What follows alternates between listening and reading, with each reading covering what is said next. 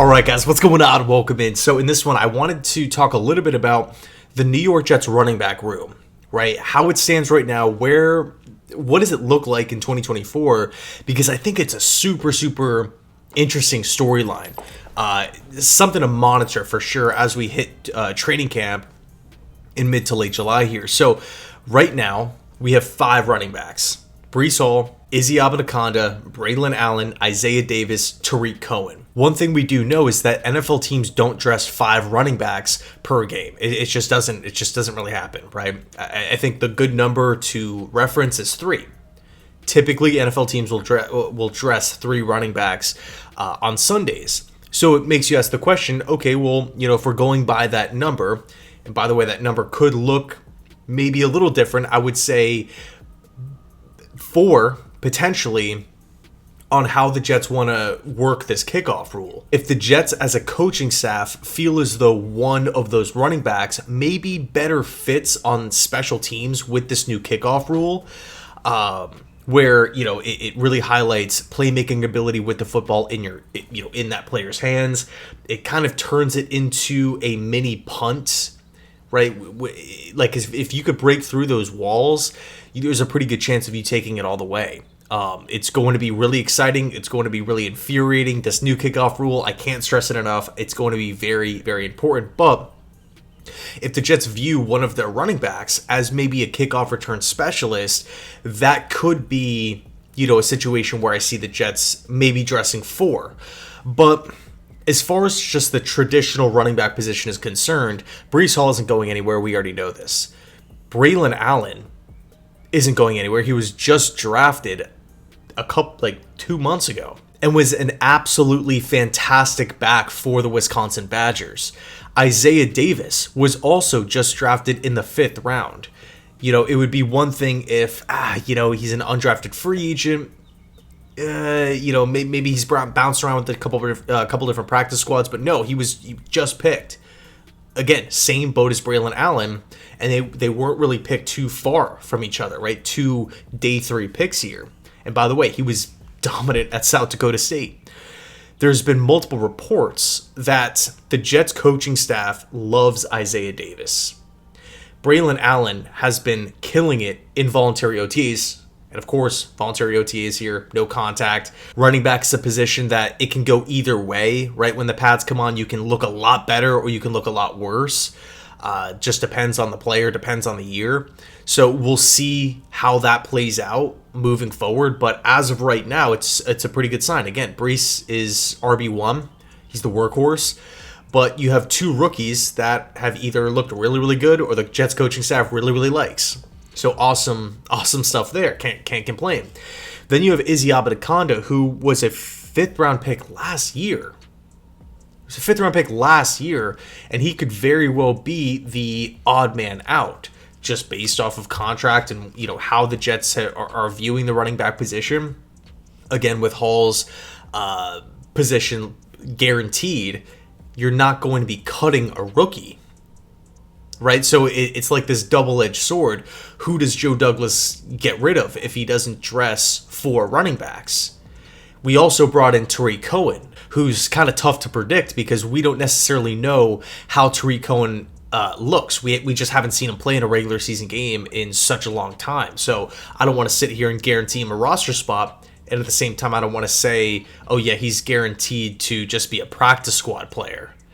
So that's a boomer bust wild card type of acquisition that the Jets brought in. I mean, he's still super young, and he does bring some value on special teams. He's been a first-team All-Pro special team returner before.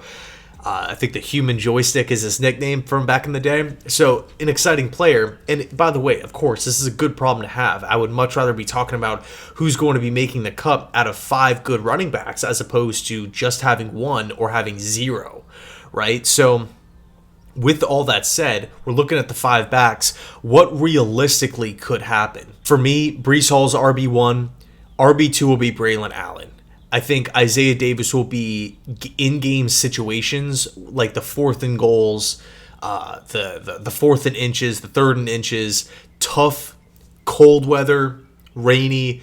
You want to break down the defense. We're going to give it a lot to Isaiah Davis. He can really just pound the rock, force defenders to bring down like a bowling ball type of running back. And it's not to say that Breece and Braelon aren't hard to tackle, because they are as well in their, own rights. But Isaiah Davis, like, there is a reason why the Jets picked him. The running back is a position that we are so deep in. We're not just going to take another one just because, we just kind of feel like it. There's a plan in place for Isaiah Davis. I really expect the Jets to get back to running the football this season, like a big emphasis on running the football. Why? Because we've, first of all, our offensive line acquisitions all speak to that. They're all maulers in the running game, outside of maybe Olu Fashanu, more so regarded as a pass protector, but he's a rookie and not projected to start right away. You can talk about Rodgers coming off the Achilles. Do you really want to have this guy dropping back 40 times, 45 times per game? That's going to be your success to win. I just don't really think so. And then, last but definitely not least, the running back position is super deep, so you can really maximize this group. Make sure a lot of these guys are getting carries. So I think, again, Breece Hall's RB1, Braelon Allen will be RB2, can make plays as a running back, as a pass catcher as well. I think he's going to be really, really exciting. Somebody to really take a lot of pressure off of Breece Hall.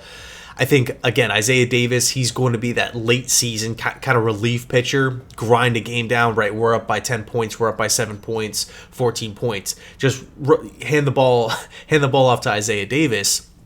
Izzy, I think, man, it's tough because it's like, do the Jets cut a player that you just drafted a year ago? That just doesn't make any sense. It like, where is the foresight from Joe Douglas?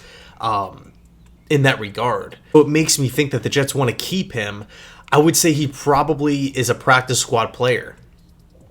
Again, this is just rough outlook first week of June here. Or I guess maybe a better way to say this is I could see Izzy and Tarik Cohen battling it out in preseason, like literally going to that third game. Who's going to win that RB4 job, aka potential practice squad player?